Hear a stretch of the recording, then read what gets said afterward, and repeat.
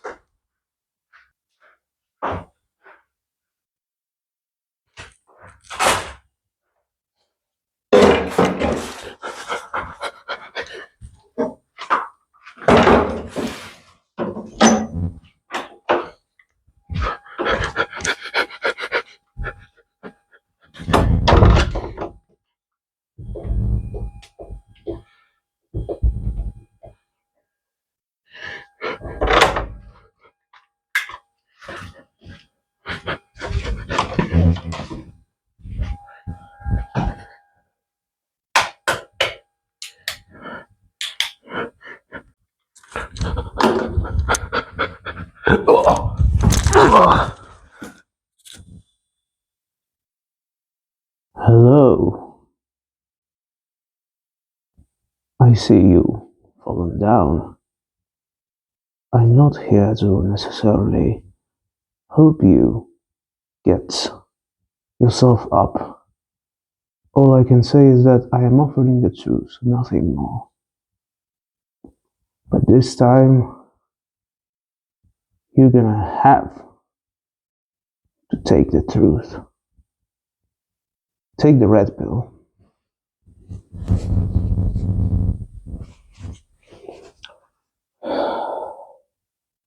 It will help you understand that what I'm about to reveal to you can't be bought, can't be got, can't be obtained from any sort of truth the system offers, and I will reveal that all of this is some sort of dystopia you never believed, yet you're still living in it. You knew something, but it wasn't 100%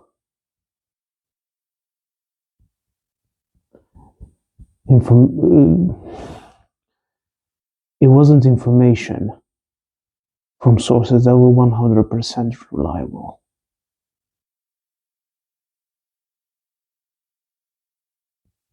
Come with me, and I will reveal to you something every sort of agent of the system doesn't want you to know. Come with me, and I'll reveal to you what any sort of agent of the system doesn't want you to know.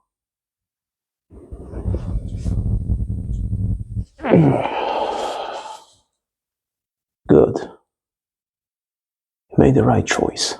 Ladies and gentlemen, hyggecar here, with a special video that will involve us taking a journey into the Matrix. And to be more specific, when it comes to the Matrix, there is a particular car that stands out among all of them, because it was the car that started the rebellion against the system that was comprised of agents and machines and rogue programs. Today we're going to talk about the mighty Lincoln Continental, 4th generation, with a caveat, because I will reveal to you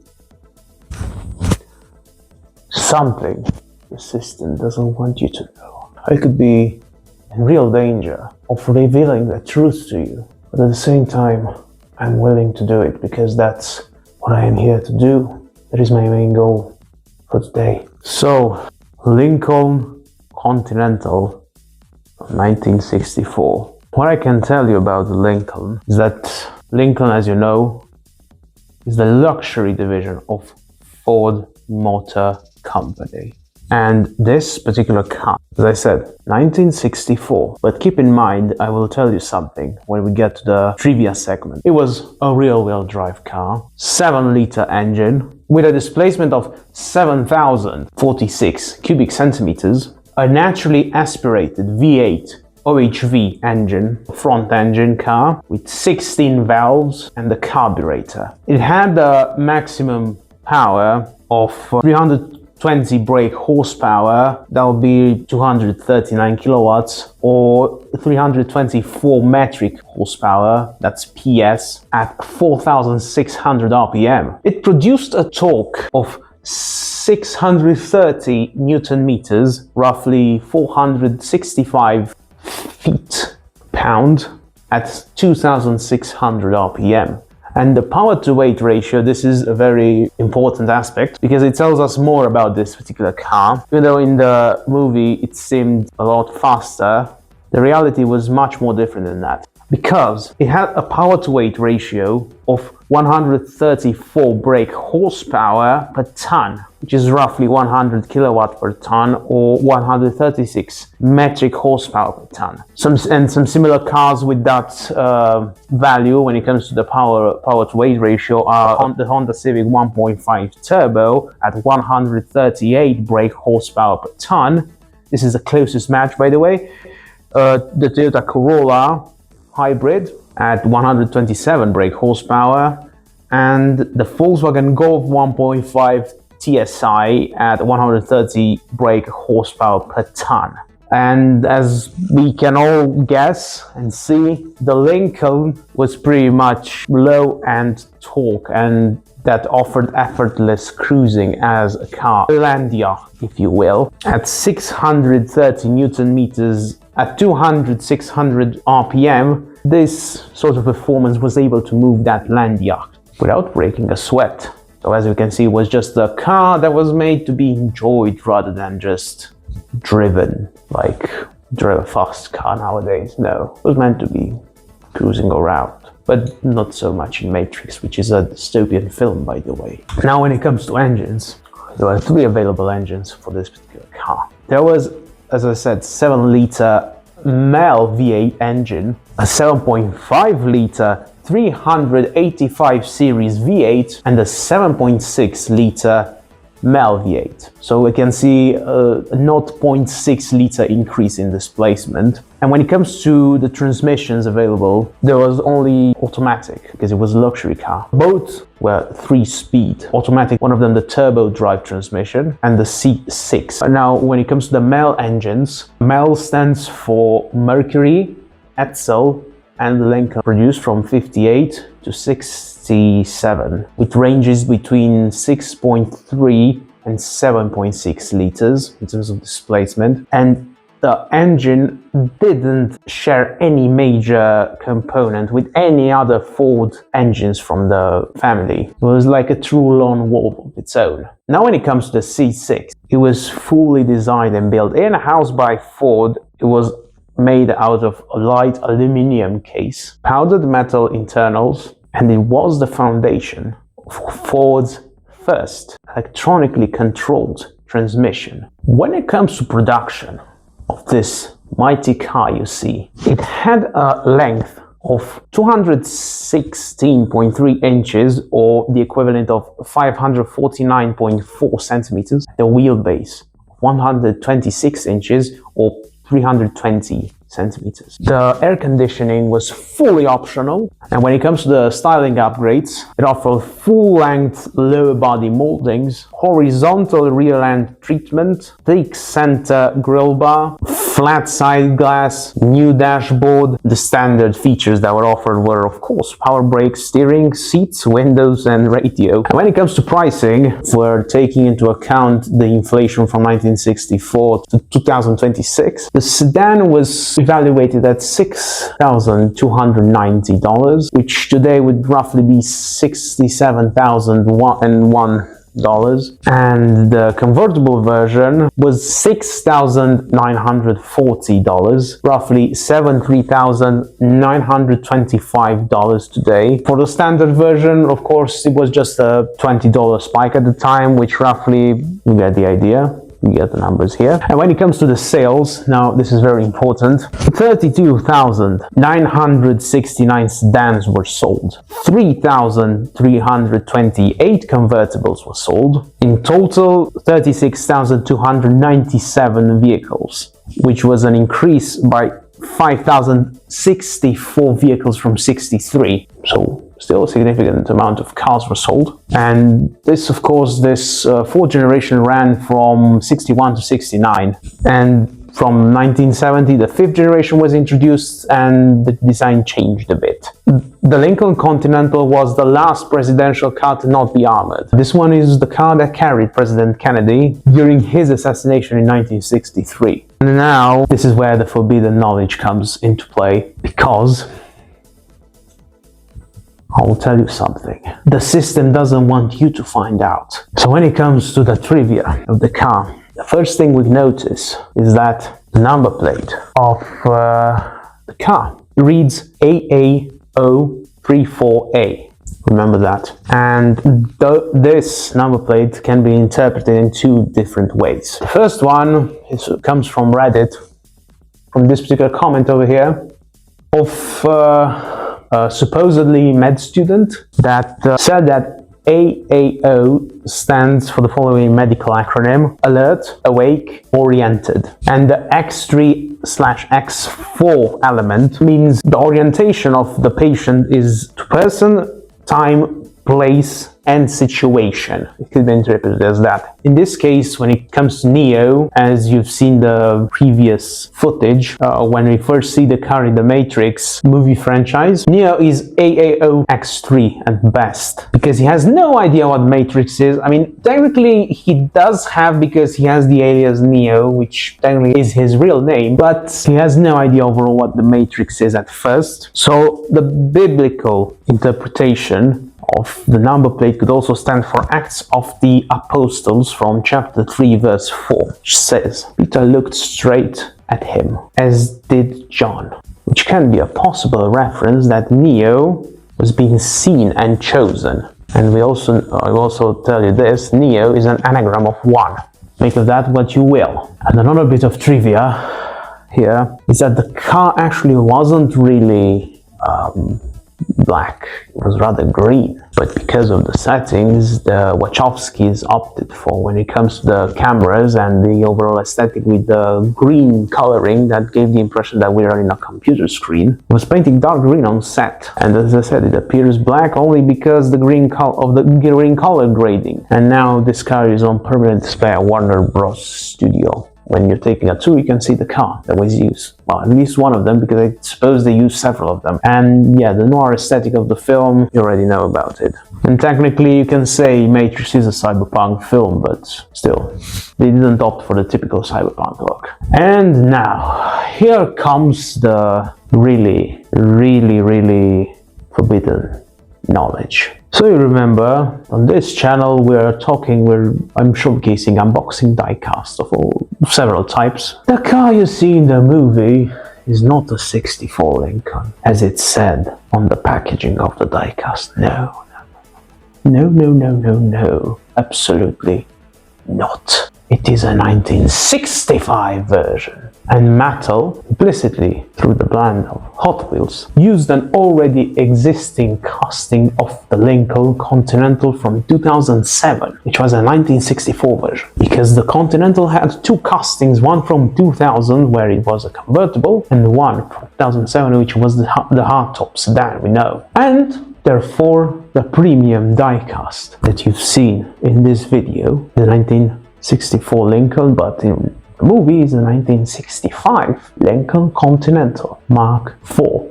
Remember, I'm in real danger, and all I can say is that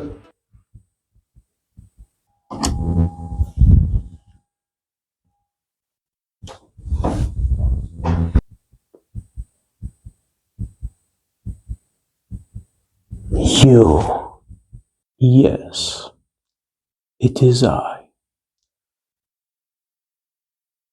And you are an anomaly that has to be contained. Or, if the system overloads, uninstalled completely. You know I'm right. I I will never lie. Unlike you do, I'm not a part of your system. The resistance of the human will is futile. There are loads of sanitizers against vermin like the human race. I'm not a part of your system. I will never be. I will never lie to my people. I will never lie to the free people. In that particular case, I suppose your uninstallment from the system is mandatory. Oh, oh, oh.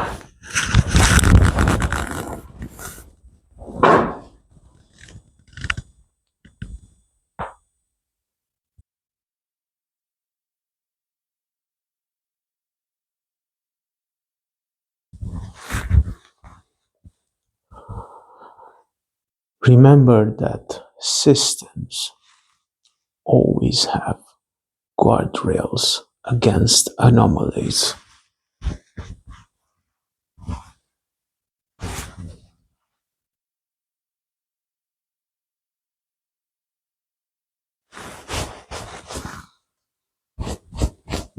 Since now this entertainment outlet is system property, do not forget to appreciate this form of visual entertainment.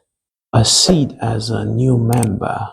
Trust on the update ecclesiastical device. Attend hyggecar's presence on all informative outlets, and optionally, you can sponsor the outlet if the income allows.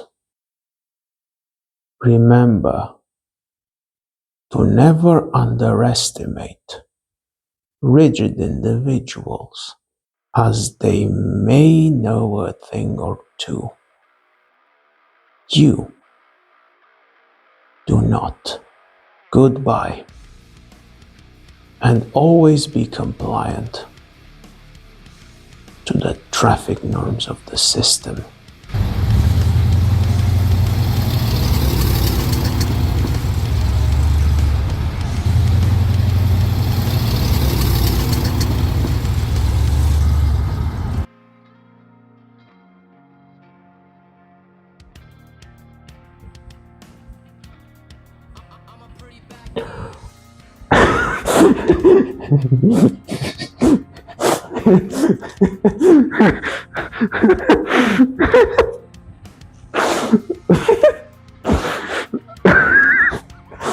You didn't know.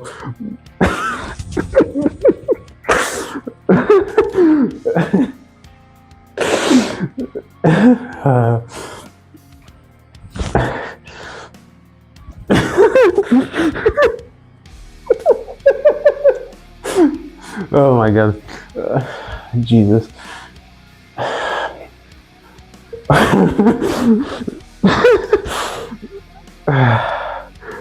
Oh. Because. Jesus, what a pronunciation. This wasn't very good at all.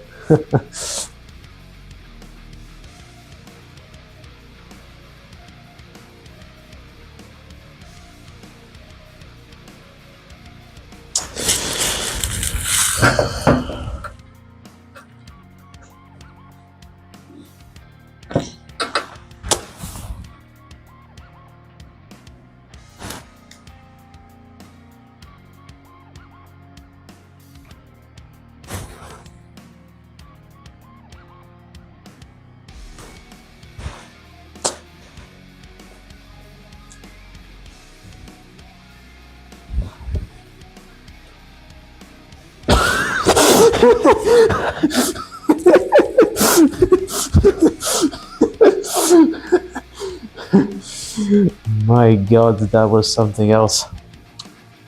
Oh my God, my ear.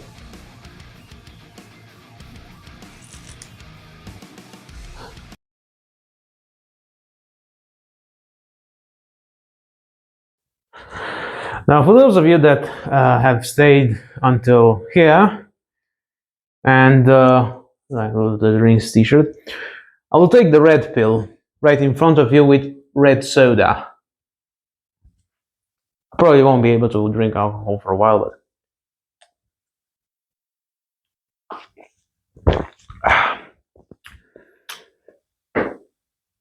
it's just a pill. What do you expect? Just an analogy.